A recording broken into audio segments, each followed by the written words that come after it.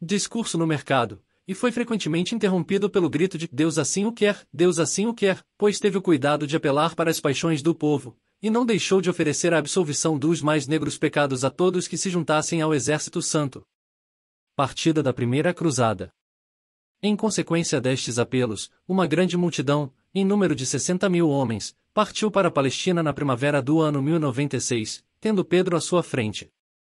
Eram principalmente camponeses, segundo parece, e tão ignorantes, que dizem que perguntavam em todas as cidades por onde passavam, e já estamos em Jerusalém? Mal pensando que estavam destinados a nunca chegarem à Cidade Santa. Depois de imensos reveses chegaram a Constantinopla e atravessaram o Bósforo, mas tendo seguido até a capital turca, encontraram com um exército comandado por Solimão, o sultão de Icônio, que os derrotou quase completamente. Dos 60.000 que tinham partido, só voltou um terço para contar a derrota. A segunda expedição.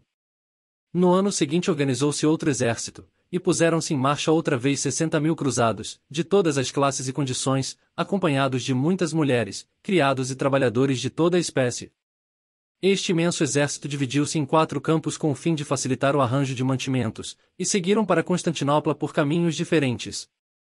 Reuniram-se ali e prosseguiram juntos o seu caminho, morrendo milhares deles na jornada em consequência do grande calor e da falta de água. A perda de todos os cavalos e as invejas e questões frequentes entre os soldados, foram outras dificuldades que se levantaram, mas, apesar de todos estes obstáculos, o exército foi seguindo seu caminho e avançando pouco a pouco para Antioquia.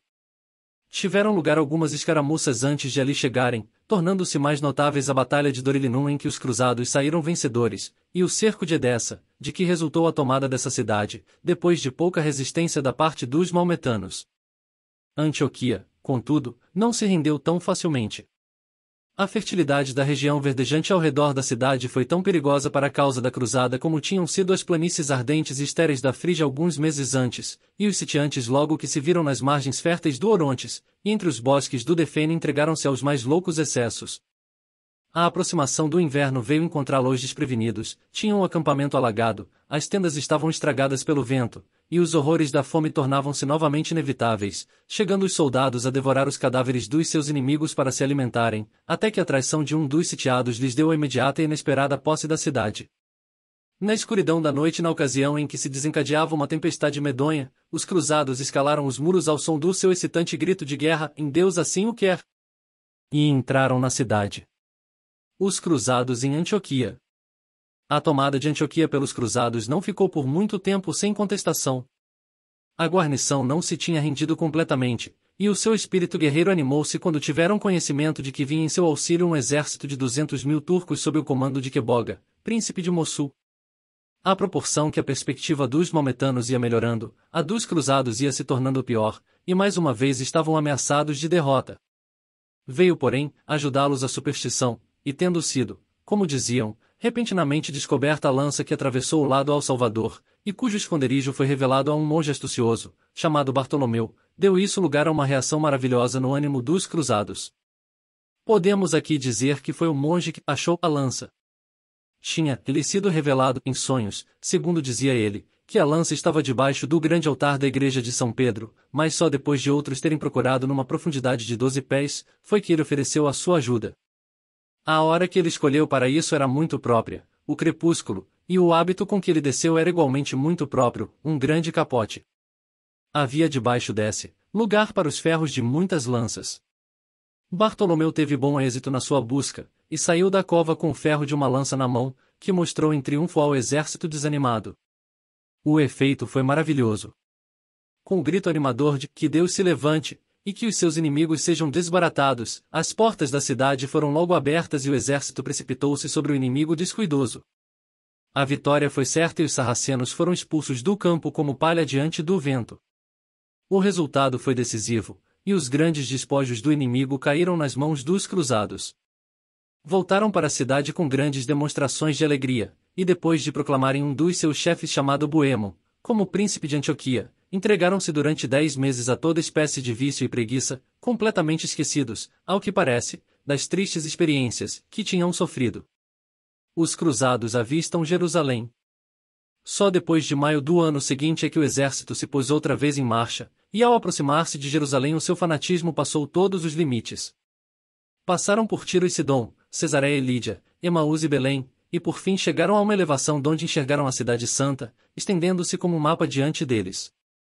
Foi então que o entusiasmo de todos chegou ao seu auge, e levantou-se o grande grito de Jerusalém. Jerusalém! Deus assim o quer! Deus assim o quer, e os cruzados prostraram-se no chão e beijaram a terra consagrada. Mas havia ainda muito que fazer. Jerusalém pertencia-lhes antecipadamente, mas não de fato. O governador sarraceno ofereceu-se para receber os cruzados na qualidade de peregrinos, mas esta oferta foi rejeitada. Os cristãos não queriam chegar a nenhuns termos, nem concordar com qualquer compromisso. A sua missão era livrar a terra santa da tirania e opressão dos incrédulos, e só isto lhes daria descanso. O cerco durou 40 dias, e durante este tempo os sitiantes foram reduzidos outra vez à última extremidade. Um sol abrasador, que tornava a sede ainda mais intolerável, secou a água do ribeiro de Cédron e as cisternas tinham sido envenenadas ou destruídas pelos inimigos, e desesperados por esta desagradável circunstância, preparavam-se para um assalto final. Tomada de Jerusalém. Mais uma vez a superstição auxiliou-os. Correram boatos de que um dos seus bravos chefes, Godofredo de Bullion, tivera uma visão de que estavam continuando o cerco debaixo da direção de anjos. Viram uma forma brilhante com armadura celestial pairando sobre o Monte das Oliveiras, brandindo uma espada desembainhada e dando sinal para esse último assalto. Os 40.000 guerreiros desesperados levantaram o antigo grito de Deus assim o quer. E em breve todo o exército trepava pelos muros que rodeavam Jerusalém. O esforço foi grande e custou muito sangue, mas a vitória pertenceu aos sitiantes, e o próprio Godofredo foi o primeiro que ganhou uma posição firme e incontestável sobre os muros. Logo em seguida saltou para dentro da cidade consagrada, seguido de milhares de seus soldados, que se lançaram sobre seus inimigos com uma fúria incansável. O morticínio que se seguiu não se pode descrever. Não pouparam nem idades nem sexos, e a carnificina de 70.000 maometanos foi considerada pelos cruzados como uma obra dos cristãos muito digna de elogios. Durante 3 dias houve na cidade um dilúvio de sangue, e dizem os historiadores que merece todo o crédito a afirmação de que no templo e no pórtico de Salomão o sangue chegava às cilhas das selas dos cavalos. Por fim chegou a bonança, e no 8º dia depois do ataque reuniram-se os chefes vitoriosos, e ofereceram o reino de Jerusalém a Godofredo de Bullion.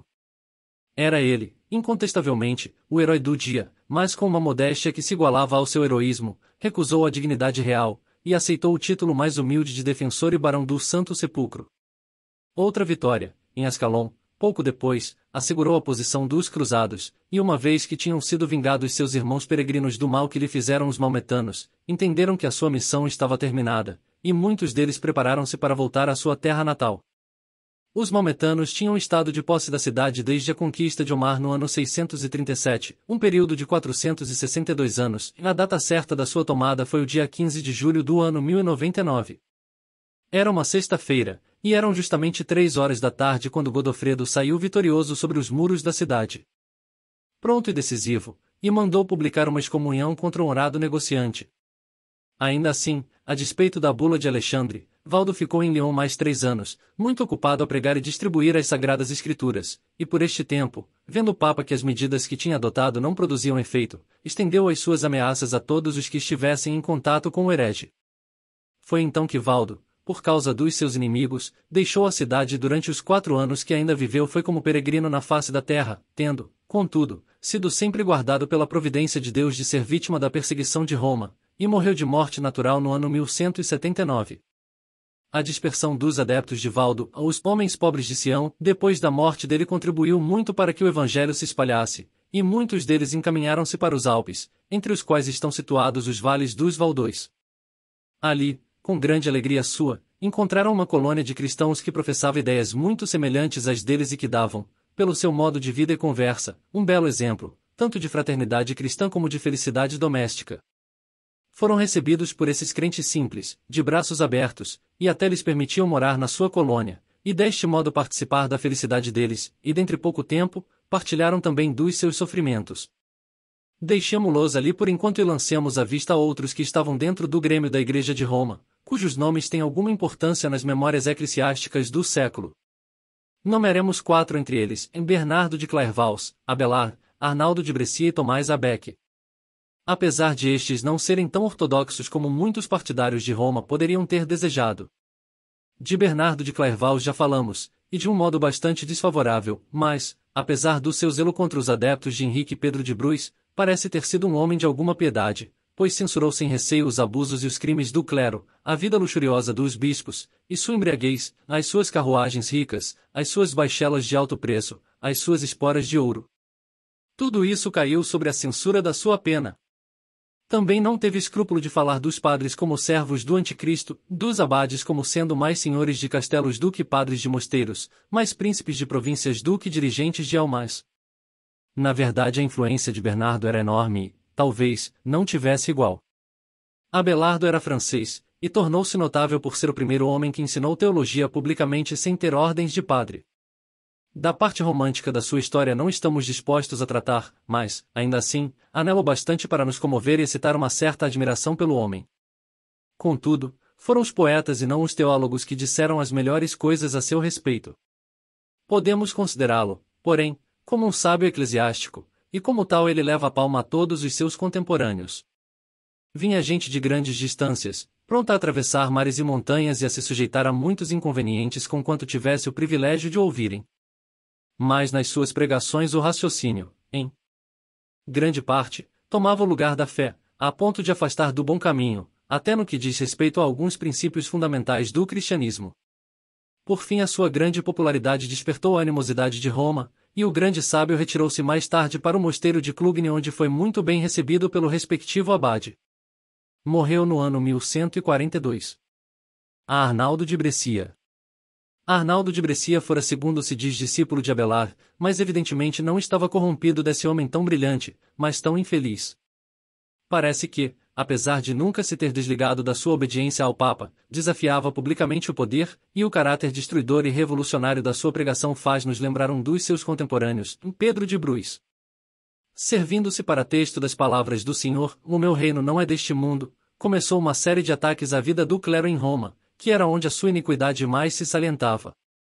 Se Cristo era pobre, dizia ele, se os apóstolos eram pobres, se os monges eram mal vestidos, fazendo seus trabalhos e jejuns, com as faces emagrecidas pela fome, e os olhos fitos no chão, sendo a imagem da vida real dos apóstolos e de Cristo, quão longe dos apóstolos e de Cristo então estavam esses bispos e abades vivendo como príncipes e grandes senhores, com os seus mantos forrados de pele e de escarlata e púrpura, esses bispos e abades que montam nos seus cavalos fogosos com freios de ouro, que usam esporas de prata e que levantam a cabeça como se fossem reis. A hierarquia de Roma, picada por essas censuras, pediu a sua expulsão e, em consequência disso, ele foi banido pelo Concílio Lateranense no ano 1139. Mas tornou a vir no ano 1154 e começou novamente as suas pregações poderosas e apaixonadas, até fazer com que o povo se tornasse barulhento e questionasse com os padres em diferentes ocasiões. Numa dessas rixas ficou ferido um cardeal, e Adriano fez publicar uma interdição contra a cidade e não a levantou enquanto Arnaldo não fosse expulso dali.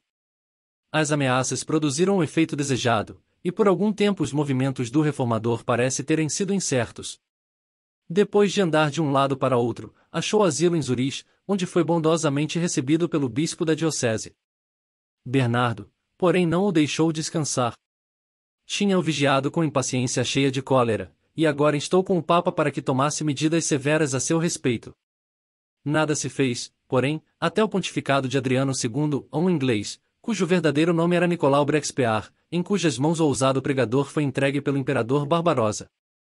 O Papa, com medo de que o povo tentasse livrá-lo, condenou-o apressadamente num concílio secreto, e antes de romper o dia Arnaldo tinha deixado de existir e as suas cinzas foram lançadas nas margens do Tibre. Tomás a Becket. Do nascimento e da família deste homem extraordinário nada se sabe, ainda que haja quem afirme que ele era filho de um negociante de Londres. Começou os estudos em Oxford, e acabou-os em Bolonha, então entrou ao serviço da igreja e elevou-se, a passos rápidos, à dignidade de arcediago de Cantuária. O rei Henrique II, que então ocupava o trono da Inglaterra, tinha apenas 25 anos de idade, mas já havia começado a mostrar um espírito independente, e prometia, como pai, reprimir em grande parte o poder papal. Isto levantou graves receios no espírito de Teobaldo, arcebispo de Cantuária, que procurou colocar próximo do rei um homem enérgico e de habilidade, que fosse dedicado à igreja e capaz de resistir a esta oposição, e que, em caso de necessidade, vencesse a vontade do rei. Pareceu-lhe que esse homem era Becket, e quando o lugar de chanceler do reino vagou-se, recomendou o arcediago como pessoa muito competente para o desempenhar. A sua recomendação foi bem recebida, e em breve Beck tornou-se um favorito do rei. Caiu nas boas graças do seu soberano, entrou em todos os seus projetos, e até, pois isso fazia parte de sua astúcia política, acompanhou nos seus esforços para reprimir a invasão do poder papal na Inglaterra. Tornou-se notável, nesta época, pela sua natureza mundana e pela maneira principesca em que vivia. Na caça, nos banquetes, nos torneios a sua presença era sempre precisa, e quando saía tornava-se mais notável do que os outros nobres pela magnificência da sua equipagem e pelo esplendor da sua comitiva, que geralmente se compunha de 600 a 700 cavaleiros. Henrique parecia sempre felicíssimo quando estava com seu favorito, e enquanto esteve com Beck a amizade foi recíproca, mas logo que o monarca confiante o elevou ao arcebispado de Cantuária, vago pela morte de Teobaldo, ele mudou completamente de tática e mostrou bem ser inflexível vassalo de Roma. Os seus pedidos então tornaram-se arrogantes e urgentes, e pouco depois o rei sentia amargamente ter dado tais honras ao seu favorito. Durante algum tempo tinha o clero da Inglaterra estado a diligenciar para obter a imunidade das leis civis, e, na verdade, tinha conseguido em tudo seus fins. Entre os anos de 1154 a 1163 nada menos de 100 assassinatos e grande número de orgias tinham sido cometidos por homens com ordens sacerdotais, e nenhum só dos criminosos tinha sido chamado a responder pelo seu crime. Isto só por si é conclusivo. Beck favorecia agora a causa dos padres, e oferecia sua proteção ao assassinato e ao incesto. Viu-se quanto ele os protegia quando tomou debaixo da sua proteção um padre acusado de sedução, e de ter, mais tarde, assassinado o pai da sua infeliz vítima. O rei exigiu que o criminoso fosse entregue, mas não se fez caso da sua ordem. O prelado altivo respondeu que a degradação do delinquente era castigo suficiente, e firmou-se resolutamente nesta resposta. Para remediar estes abusos, e definir mais claramente a sua prerrogativa, o rei reuniu os seus barões e consultou-os sobre o que havia a fazer, e, como eles partilhassem das ideias do seu soberano e reconheciam a necessidade de adotar medidas enérgicas para proteger o povo dos ataques do clero, trataram de redigir o notável Código de Leis, conhecido por Constituições de Clarendon. Foi a lide do, entre outras coisas, que se algum processo se levantasse entre qualquer eclesiástico e um leigo, seria decidido nos tribunais do rei, e não em Roma. Beck assinou estas constituições de muito má vontade, e logo violou o seu compromisso apelando para Roma. Em seguida, como estivesse forte com a promessa da indulgência do Papa, recusou em absoluto reconhecê-las. Tinha, é verdade, assinado essas leis novas, mas declarou que não se tinha comprometido a confirmá-las, pondo-lhes o seu selo, e por meio deste subterfúgio limitou as consequências do seu ato. A Igreja e a coroa tinham-se agora declarado uma contra a outra, e era evidente que o conflito entre o rei e o clero, que o Debrando tinha começado havia um século, estava agora para ser continuado na Inglaterra. O primeiro ato de Beck bem mostrou como ele compreendia o espírito da época. Abandonou o seu lugar, despediu a sua numerosa comitiva e trocou as suas vestimentas ricas por uma camisa de crina e um hábito de monge, e entregou-se a todas as austeridades de uma vida monarcal. A sua falsa santidade foi a sua arma, e depressa atraiu a si a simpatia do povo supersticioso. Henrique, porém, apesar de estar desgostoso com o procedimento do seu arcebispo, não se rendeu tão facilmente, e, depois de empregar algumas vãs tentativas para trazer de novo à submissão o bispo rebelde, mandou proceder contra ele como traidor. Beck, entretanto, tinha pedido licença para sair do reino, mas, conhecendo o gênio de Henrique, e receando pela sua vida, tratou de se pôr a salvo por meio da fuga, logo que soube das ideias do rei. Saiu às escondidas de noite de Northampton e, dando muitas voltas para eludir seus perseguidores, fugiu para o continente onde foi recebido com honras e sinais de afeto pelo rei da França, e, por conselho do Papa, retirou-se para a abadia de Pontigne, onde tomou o hábito de monge da Ordem de Cister, e aguardou com inquietação o resultado dos acontecimentos.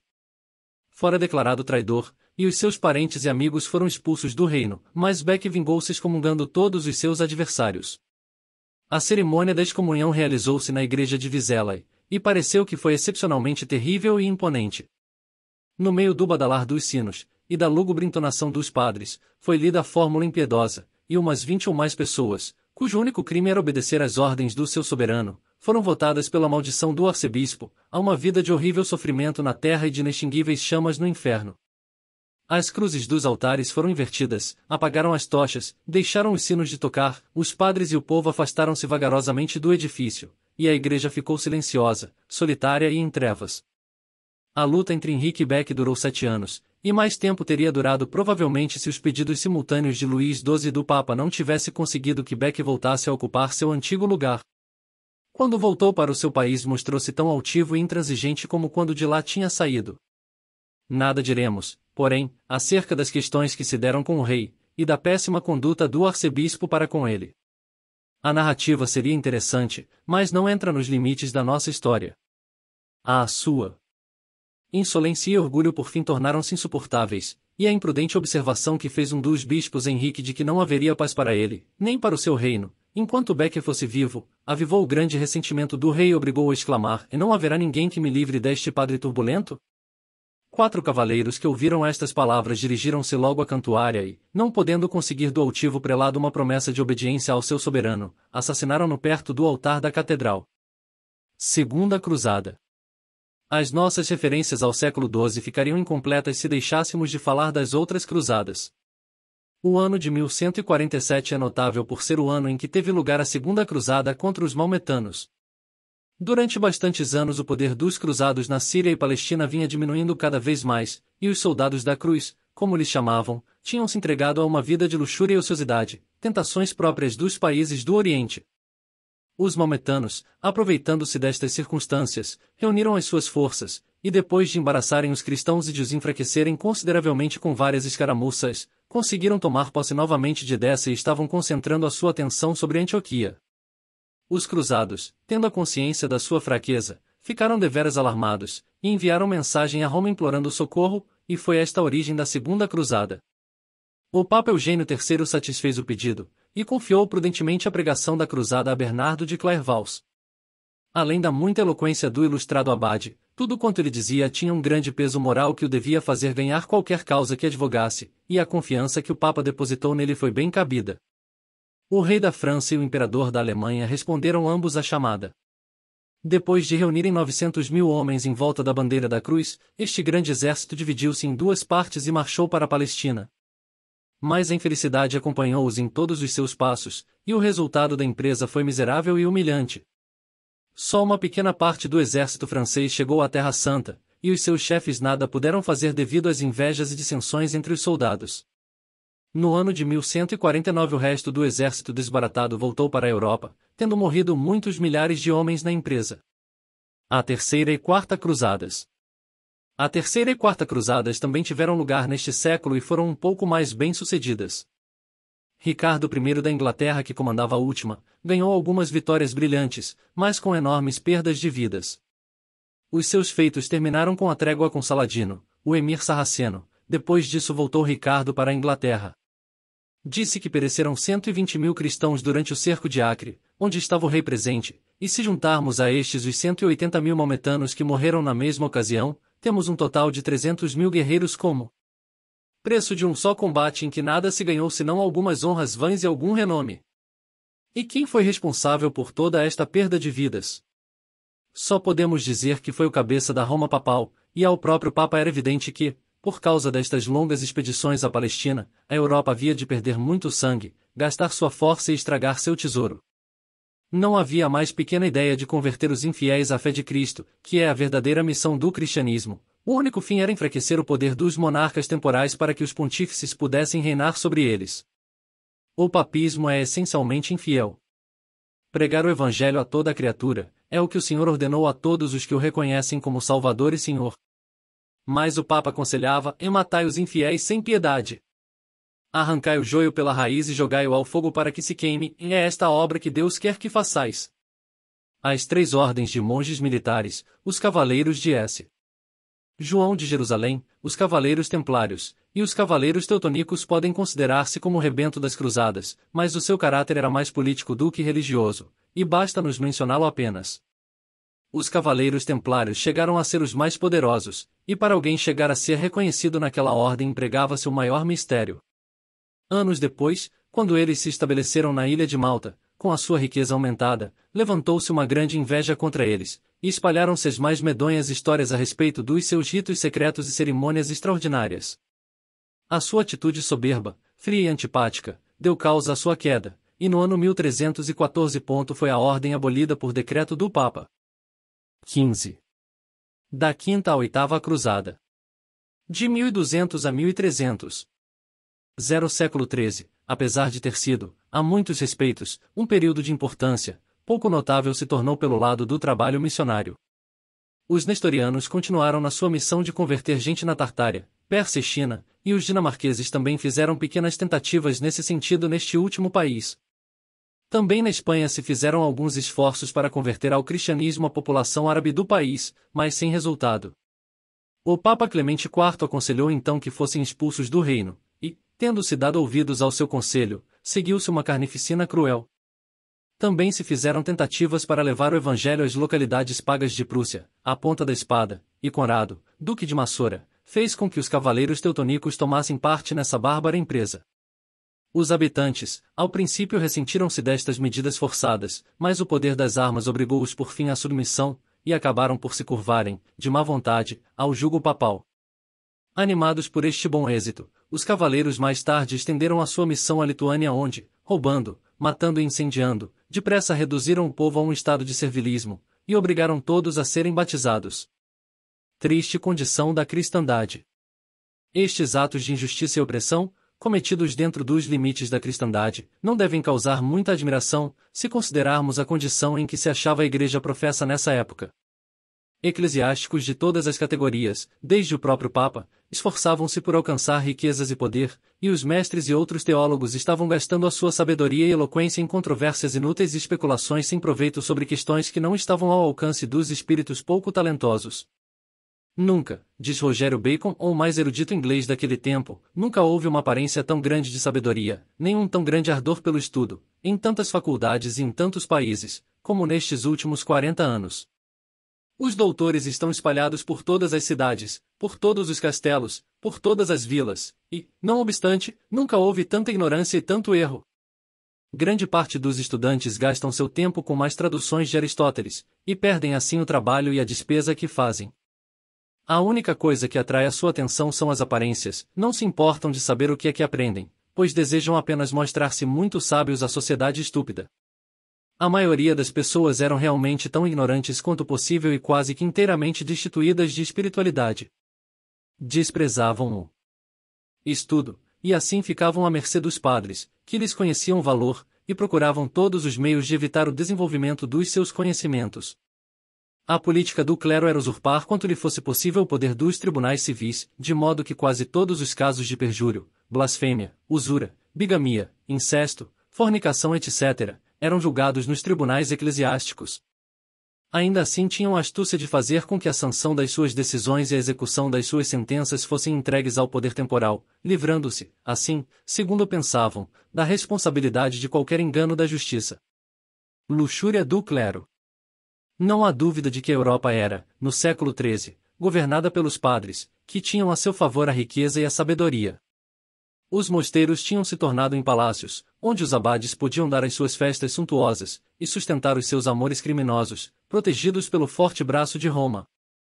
Os bispos eram príncipes que em muitos casos eram donos das terras para as quais tinham sido nomeados governadores espirituais. Os frades tinham suas belas moradas nos subúrbios de todas as cidades importantes, e passeavam diariamente pelas ruas, com os seus hábitos negros, para receberem as saudações do povo.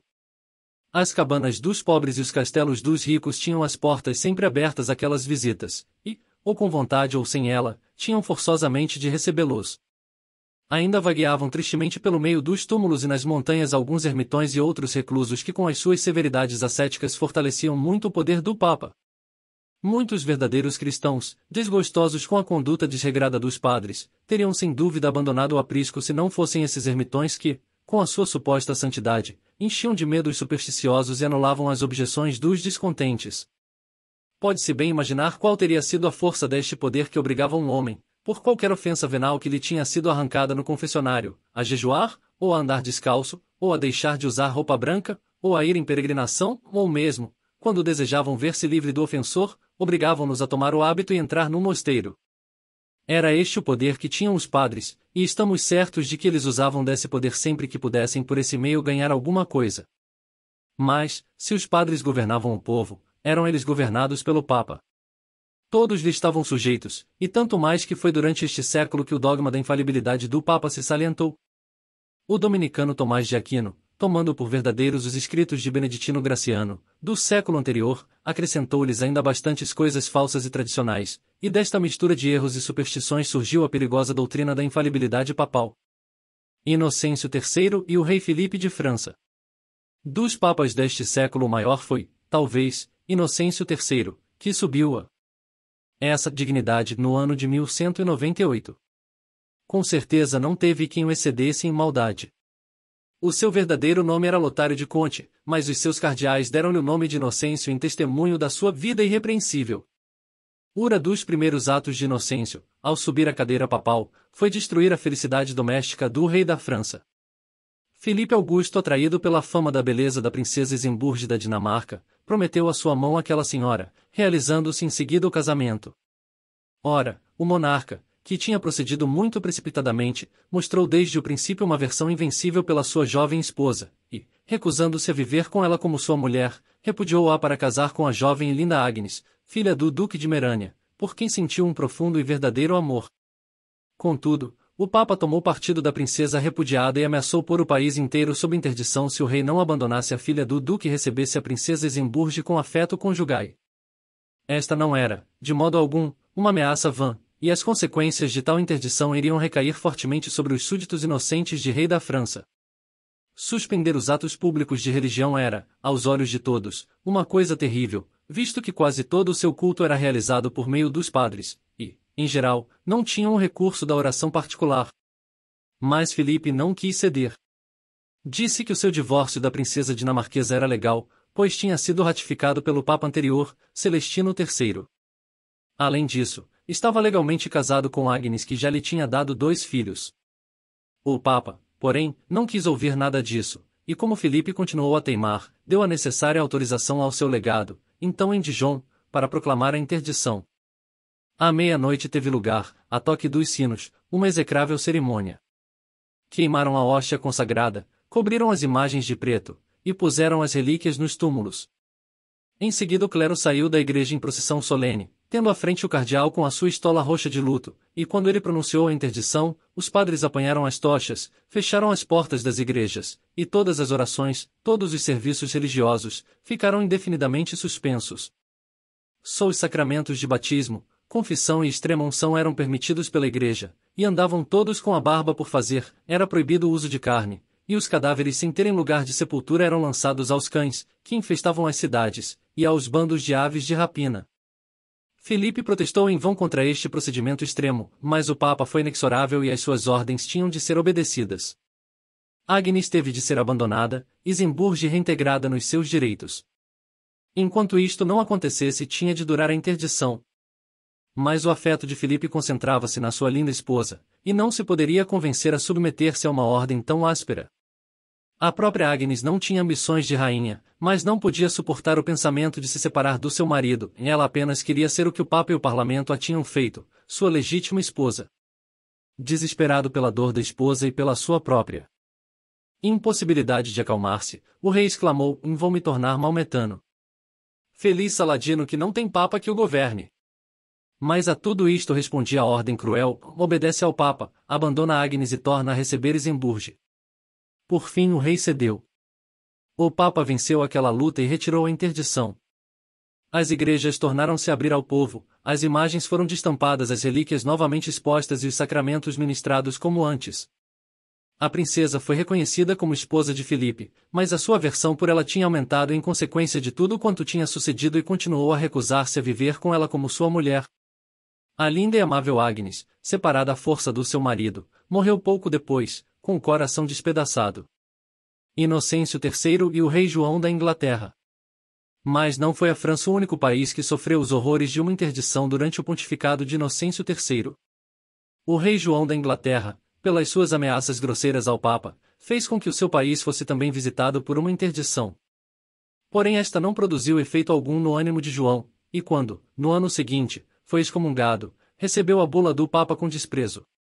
A bula foi seguida no ano 1211 por um ato de deposição, e a coroa de João foi-lhe confiscada, os seus súditos foram desligados dos seus juramentos de obediência, e foi-lhes dada a liberdade de prestarem a sua obediência a uma pessoa mais digna de ocupar o trono que estava vago. Por fim, Filipe Augusto de França foi convidado a tomar as armas contra o rei Contumaz. Foram-lhe também prometidos os territórios ingleses para aumentar o seu próprio reino. Esta última medida do Papa venceu por completo o covarde João, e a sua antiga altivez e independência deram imediatamente lugar a uma baixeza e a um servilismo que quase não há igual na história. Numa casa dos Templários, próximo a Dover, o rei da Inglaterra, de joelhos, colocou a sua coroa aos pés de Pendulfe, o legado papal, e cedeu a Inglaterra e a Irlanda ao Papa, jurou-lhe homenagem como seu senhor soberano e prestou juramento de fidelidade aos seus sucessores. Foram esses os vergonhosos e humilhantes termos ditados pelo suposto pastor do rebanho de Cristo, e suportados por um rei inglês.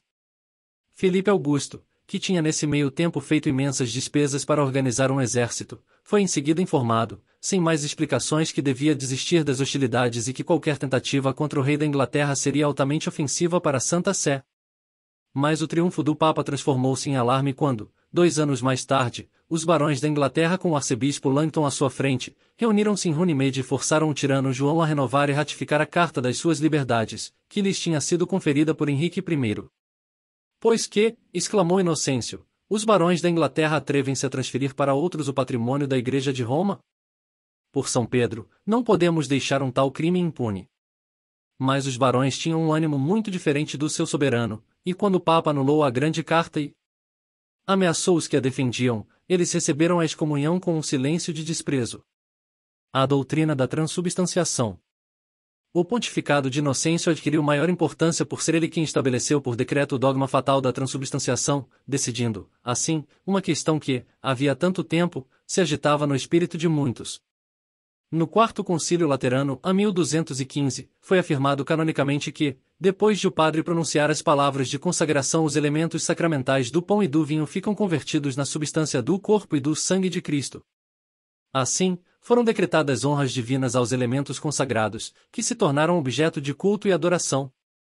Foram feitos cofres ricos, lindamente cinzelados, para os receberem e, desse modo, segundo esta doutrina falsa, o Deus vivo era encerrado num cofre, e podia ser transportado de um para outro lado.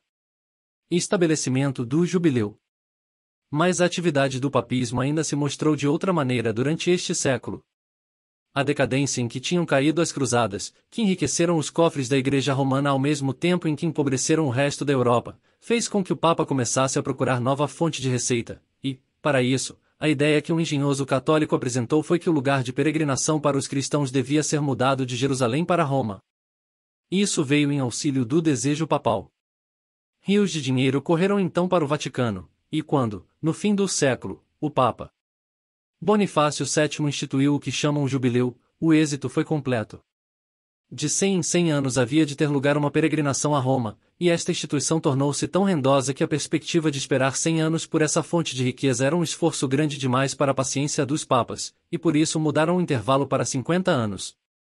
Mas mesmo esse espaço de tempo foi considerado muito longe, e, logo depois, foi determinado e estabelecido que o prazo fosse de 25 anos. A Quinta Cruzada. Já demos a entender que o entusiasmo pelas cruzadas estava declinando, mas a história conta que em diversas ocasiões se organizaram nada menos de outros 5 exércitos para aquela causa sem esperança. O primeiro desses, a Quinta Cruzada, foi proclamado por Inocêncio III, mas ele não encontrou muitos que o ajudassem. Apenas alguns fidalgos franceses, auxiliados pela República Veneziana, conseguiram reunir um pequeno exército que tomou de assalto a cidade de Constantinopla. Reintegraram Isaac Ângelo no trono, como imperador dos gregos, e estavam para se retirar quando o novo imperador foi assassinado e levantou-se repentinamente um grande tumulto e insurreição na cidade. Depois de restabelecida a ordem, os cruzados elegeram um novo imperador, Balduíno, conde de Flandres, e em seguida voltaram para seu país. Durante 57 anos sucessivos o Império Grego foi governado por esta dinastia dos Francos. A Sexta, Sétima e Oitava Cruzadas. A Sexta Cruzada foi proclamada por Honório III, e os guerreiros eram principalmente alemães e italianos. Marcharam para o Egito e apoderaram-se de Dalmieta, tendo morrido no cerco 70.000 habitantes. Foi uma perda de vidas humanas inútil, como se provou mais tarde, porque a cidade foi retomada pelos sarracenos no decurso de alguns anos. Pode-se dizer que a Sétima e Oitava Cruzadas foram o resultado de um voto que Luís IX de França fez quando estava doente. Pareceu-lhe ver no fato do seu restabelecimento a expressão da vontade do céu, que ele livrasse o santo sepulcro do poder dos infiéis, e as longas demoras que houve não puderam dissipar esta convicção. A sua primeira expedição foi empreendida no ano de 1249 e deu em resultado a retomada de Damieta, mas no ano seguinte o rei e quase todo o seu exército foram feitos prisioneiros. 4 anos depois foi pago o seu resgate por uma grande soma, e combinaram uma trégua com os sarracenos por 10 anos. Tendo o rei feito várias peregrinações aos lugares santos, voltou então para a França. Mas ele não tinha esquecido seu voto, e, 16 anos mais tarde envolveu-se numa outra cruzada. Cansado no corpo, mas com o espírito muito vigoroso e cheio de esperanças, partiu com o seu exército a 14 de março de 1270. Antes de ter passado o ano, o restante daquele triste exército estava a caminho da Europa, tendo deixado seu rei na Tunísia. Sem ter cumprido seu voto nem realizado suas esperanças, o rei morreu de peste no mês de agosto, deixando a conquista da Terra Santa tão longe de se realizar como sempre. Assim terminou a 8ª Cruzada, a última que os papas proclamaram durante muitos anos com uma ou outra exceção, a última em que tomou parte qualquer soberano da Europa. Tanto os reis como os imperadores tinham visto todos os males que as guerras santas originaram, e os papas estavam muito preocupados com cruzadas de outra espécie, e mais perto de casa para cuidarem dessas empresas tão incertas. Mas os papas foram os únicos que ganharam com as cruzadas, e o aumento do seu poder temporal foi considerável durante aqueles 14 anos de lutas e derramamento de sangue. Na verdade, o clero em geral não tinha deixado de aproveitar a ocasião e, enquanto os nobres da Europa estavam sacrificando suas vidas na Palestina, os bispos e os abades tinham estado a usurpar os estados desses reis, e a encher de tesouros roubados os cofres da Igreja de Roma. Perseguição na Europa e a Inquisição. De 1200 a 1300. No ano em que Inocêncio III foi eleito Papa, a obra de Pedro de Bruz, Henrique e Pedro Valdo produziu muito fruto, de modo que se podiam encontrar adeptos em quase todos os países da Europa. Na Alemanha e Itália homens e mulheres de todas as classes tinham seguido os seus ensinos e doutrinas evangélicas, desde os fidalgos até os camponeses, desde o abade de Mitra até o monge de Capuz, enquanto que na Lombardia existiam em tal quantidade que um deles declarou que podia viajar de Colônia a Milão recebendo todas as noites hospitalidade em casa de irmãos. Podiam encontrar-se na Inglaterra, na Áustria, na Boêmia, na Bulgária e até mesmo entre os corajosos eslavos e nos Montes Ourales. Mas em parte alguma se podiam encontrar em tão grande número como nas férteis planícies da França meridional e nos vales de Piemonte, e foram esses 2 pontos privilegiados da terra, os atingidos pelos editos de extermínio. Protegidos pelas montanhas que os cercavam, os cristãos dos vales puderam por ainda mais 2 séculos escapar dos horrores de uma perseguição geral, mas os das planícies, os albigenses como lhes chamavam, foram logo vítimas de uma execução imediata. Inocêncio inicia uma cruzada de perseguição. Inocêncio deu começo à perseguição pedindo a Raimundo VI, conde de Tolosa, e a outros príncipes da França meridional que adotassem medidas rápidas para a supressão dos hereges, mas o seu apelo não encontrava a resposta cordial que esperava. Raimundo e os outros fidalgos não podiam concordar com aquele pedido bárbaro. Muitos deles tinham parentes entre os hereges proscritos, e expulsá-los das suas casas, ou assassiná-los a sangue frio, era mais do que se podia esperar, ainda mesmo dos obedientes filhos de Roma. Além disso, que mal tinham feito esses albigenses a quem os perseguira? Sempre se tinham mostrado súditos pacíficos, cumpridores da lei, e contentes, e, devido à sua indústria, a província de Languedoc se tinha tornado a mais rica do país. Portanto, não se podia esperar que os senhores feudais, que tanto deviam aos seus trabalhos, pudessem corresponder a tão cruéis editos, que ordenavam a destruição desses súditos tão fiéis. A presença de Pedro de Castelnau, legado do Papa, na corte de Raimundo ainda mais complicou o caso. Era ele um insolente monge da ordem de Cister, e mostrava-se muito arrogante no seu modo de tratar os negócios. Quando o Papa, por meio de repetidas ameaças de castigos temporais e das chamas eternas, obrigou o conde a assinar um edito de exterminação, o legado foi tão zeloso em apressar a execução, e se precipitou de uma tal maneira que deu em resultado a sua própria ruína, evitando também que o edito se cumprisse. Raimundo estava encolerizado o mais possível pelos seus modos arrogantes, e, infelizmente, proferiu ameaças inconsideradas e precipitadas, que foram ouvidas por um dos seus sequazes. No dia seguinte este homem armou uma questão com o legado, e depois de uma troca de palavras azedas de ambos os lados, desembainhou seu punhal e feriu-o mortalmente. A notícia deste acontecimento foi recebida em Roma com alegria, visto dar uma desculpa plausível ao Papa para excomungar Raimundo, e para pedir o auxílio do rei da França e dos seus fidalgos. Foi no ano de 1209 que 300.000 soldados todos decorados com a Santa Cruz, e tendo por comandante em chefe Simão de Montfort, se encaminharam para Languedoc. À frente da força via-se o espanhol Domingos, com o símbolo do cristianismo nas mãos, e um ódio diabólico no coração, e sobre seu hábito branco levava um manto preto. Triste emblema de uma próxima desgraça. Ao seu lado cavalgava o legado papal, Almarico, com os olhos encovados a brilhar de alegria malvada, quando olhava de tempos a tempos na direção das férteis planícies de Languedoc e em seguida para o exército que vinha na sua retaguarda. O começo da luta. Pouco depois dava-se o começo à obra execrável, e os soldados achavam-se empenhados em queimar, roubar e matar em todas as direções, embora o conflito propriamente não começasse, senão depois da chegada do exército defronte de Béziers. A guarnição estava aqui sob o comando de Raimundo Roger, sobrinho de Raimundo de Tolosa, e esta era uma das cidades mais fortes. O bispo da localidade, segundo as ordens que tinha recebido de Almarico, exortou o povo a render-se, mas os católicos e os hereges recusaram-se a isso, igualmente. Almarico fez uma terrível ameaça a toda a cidade.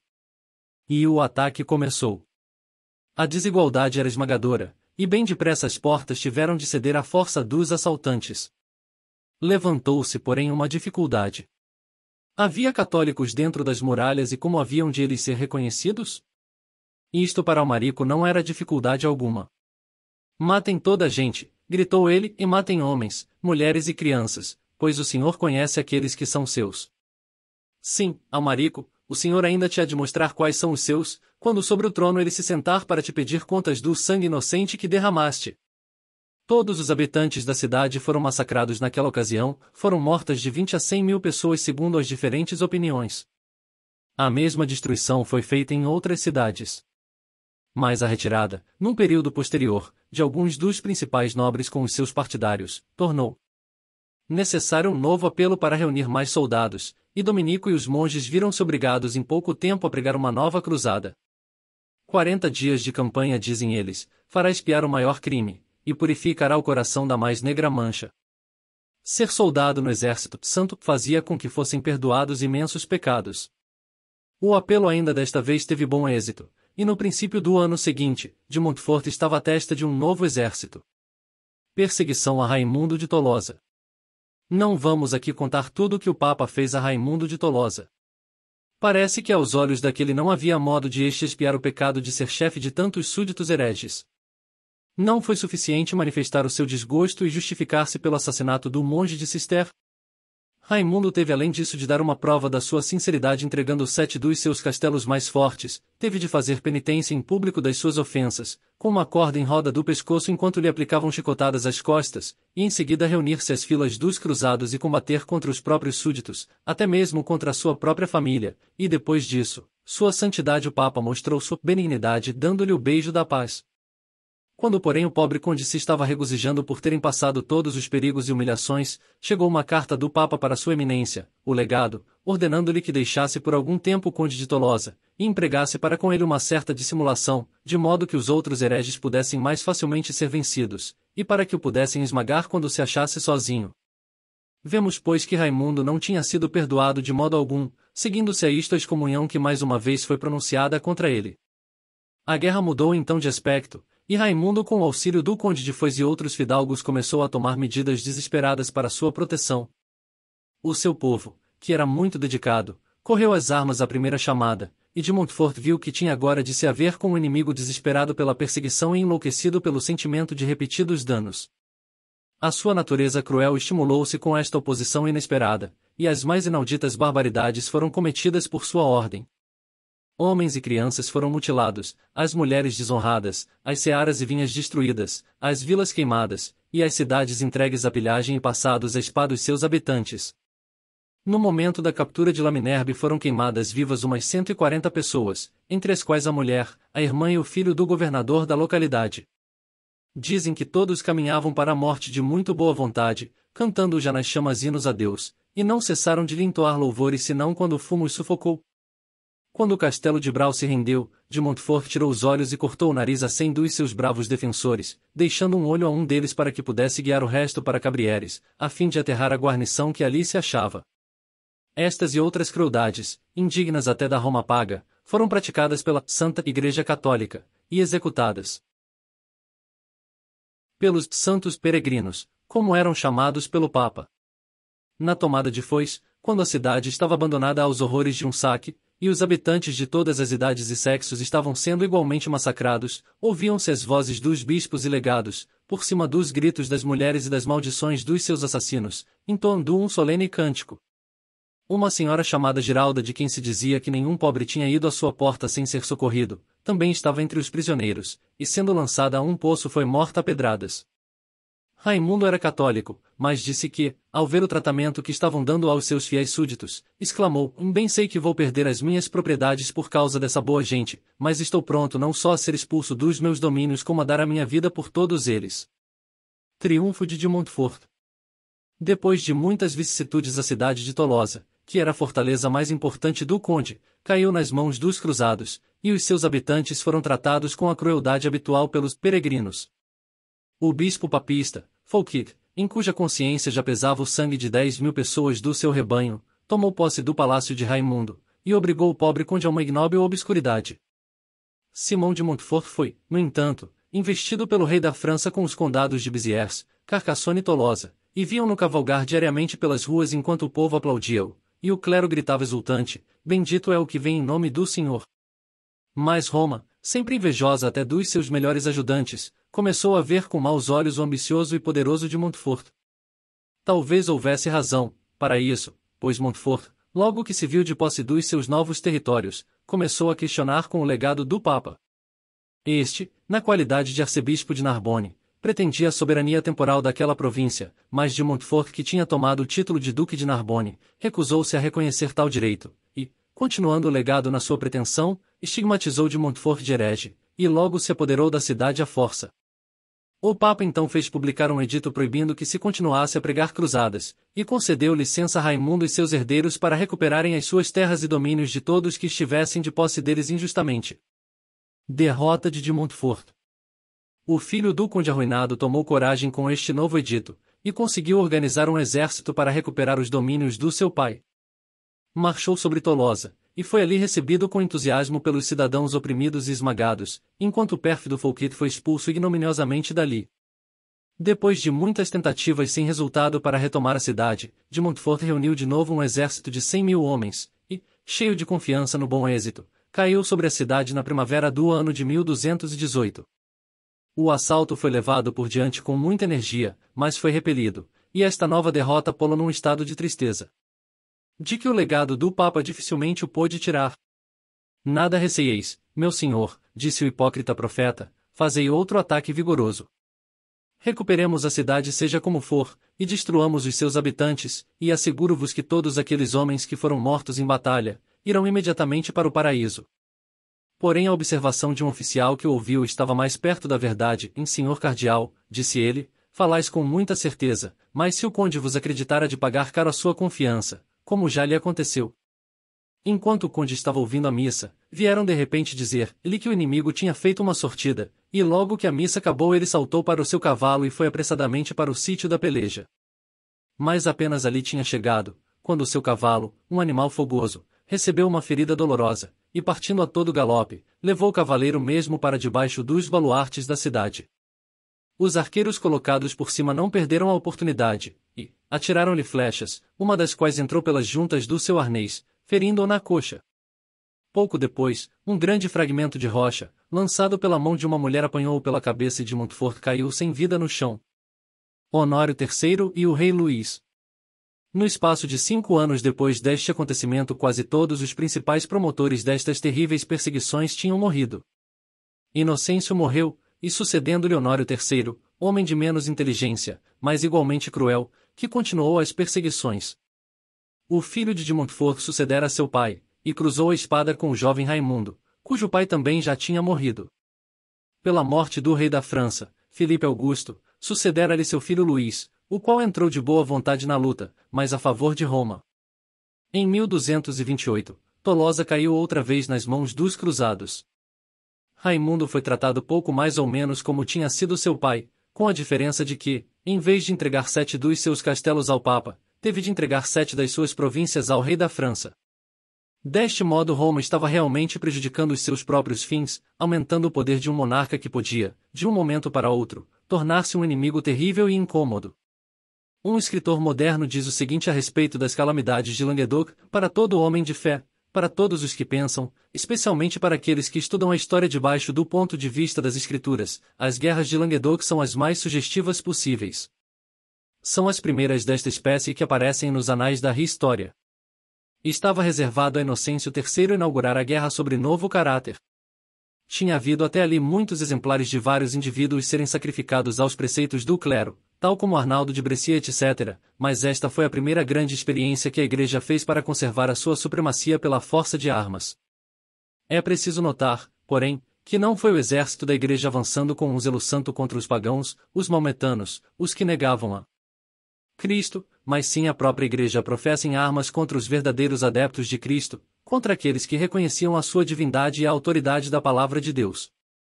E perguntamos nós: qual era o crime dos albigenses?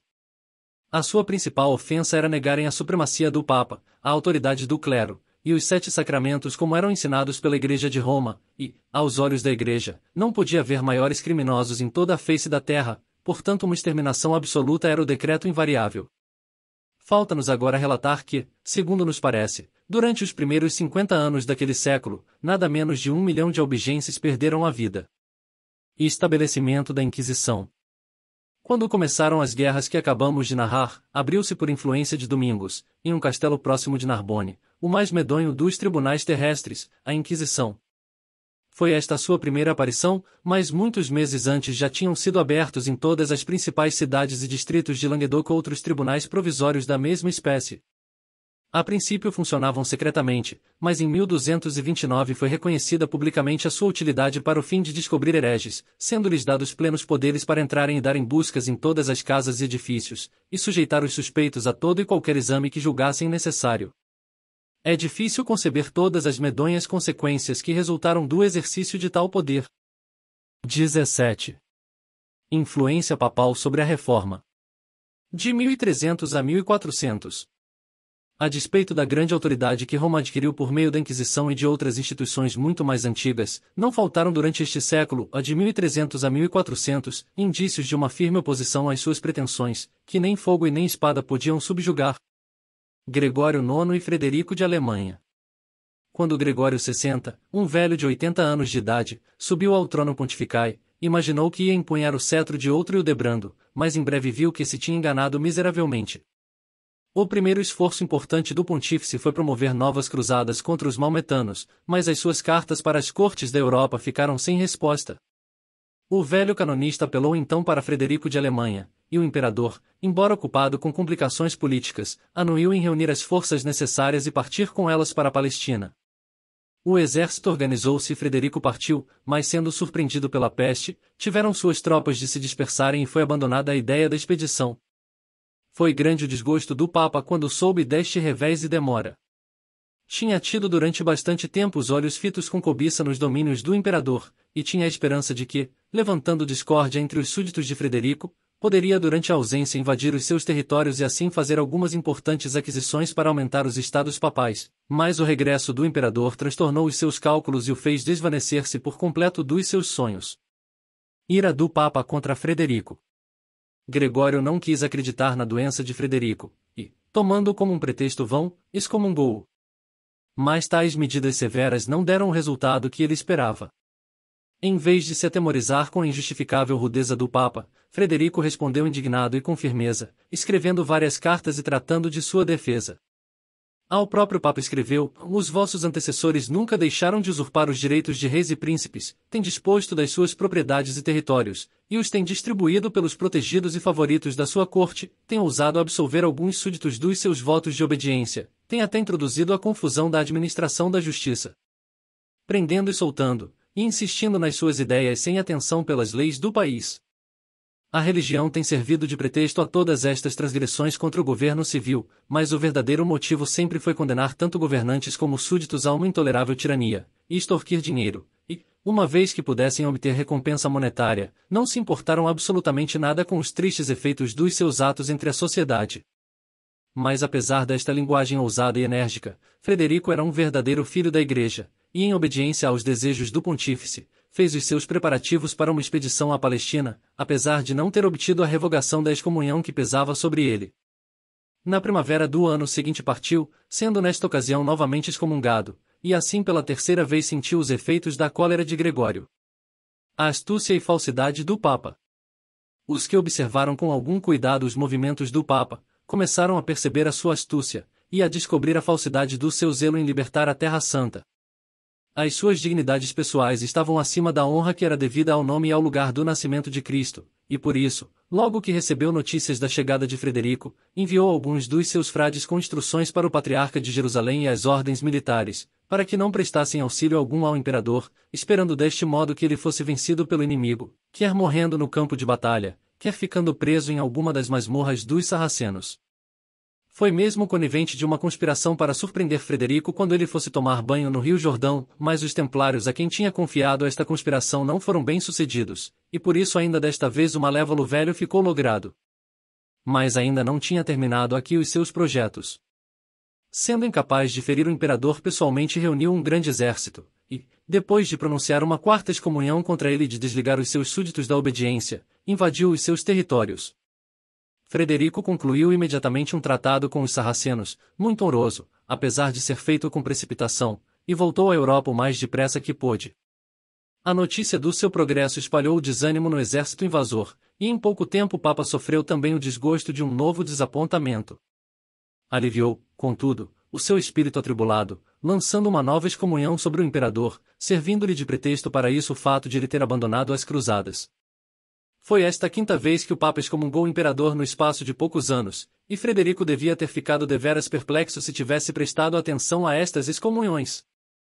Foi excomungado por não ter partido para a Terra Santa, foi excomungado por ter partido para a Terra Santa, foi excomungado na Terra Santa, e, finalmente, foi excomungado por ter voltado dali, apesar de ter feito um tratado de paz muito vantajoso com os maometanos. Mas Frederico teve bastante juízo para não fazer caso de tais excomunhões, e riu-se da cólera do pontífice. Mais tarde foi feita uma trégua entre ambos, mas não durou muito, porque Gregório não podia deixar o seu rival em paz. Ainda arrastou uma existência miserável durante mais alguns anos, até que por fim, com 99 anos de idade, morreu de prostração provocada por um excesso de cólera. Continua a luta entre o papismo e o poder temporal.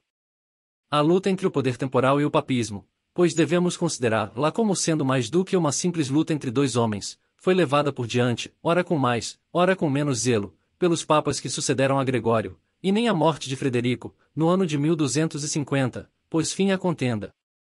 Foi só no pontificado de Bonifácio VIII que os espíritos pensadores começaram a descobrir nestes contínuos esforços de Roma, em querer desenvolver as suas pretensões temporais, sintomas de uma decadência, lenta mas indiscutível, da sua supremacia.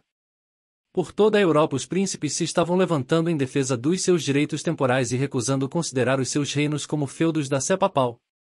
Até mesmo na Inglaterra, apesar do covarde exemplo de João, houve um monarca bastante ousado e poderoso para resistir às ordens do Papa, de modo que, quando Bonifácio imprudentemente reclamou os seus direitos ao reino da Escócia, foi logo repudiado por Eduardo I. Com igual ardor opuseram-se os nobres da Hungria e uma relação idêntica à coroa daquele país, escolhendo eles um soberano a seu gosto, apesar de o Papa reclamar solenemente que o primeiro rei cristão da Hungria oferecerá e dera aquele reino à Igreja Romana. A prova de que Bonifácio não tinha de modo algum desistido das loucas pretensões dos outros papas seus antecessores está numa carta que dirigiu ao seu legado na Hungria, na ocasião acima mencionada, e que estava cheio dos mais soberbos pensamentos, porém mal pensava ele quão cedo se havia de manifestar a falsidade de tais ideias e quão cedo lhe havia de ser tirada a glória de que se gabava. Bonifácio VIII e Filipe de França. Na época que nos referimos, era o trono da França ocupado por Filipe, o Formoso, um dos homens mais imorais, e tão teimoso quanto imoral. Já se tinha tornado bastante odioso aos seus súditos pelo modo como roubava aos nobres, oprimia a plebe, e maltratava os judeus, e continuava a lançar contribuições ao clero, despertando imediatamente a cólera do Vaticano. Contudo Filipe não se atemorizou com a excomunhão com que o ameaçavam e vingou-se proibindo a transmissão de dinheiro, joias e outros artigos para a corte de Roma, ficando por isso o Papa privado dos rendimentos que lhe vinham da França. Assim começaram as hostilidades. O fato de o rei dos franceses ter em seguida mandado prender o bispo de Pamiers, acusando-o de sedição, agravou ainda mais a contenda, e no ano 1302 o Papa mandou publicar uma bula insultante na qual afirmava, com orgulho, que Deus o colocará sobre as nações e os reinos, para arrancar e deitar abaixo, destruir, edificar e plantar em seu nome e zelar pela sua doutrina.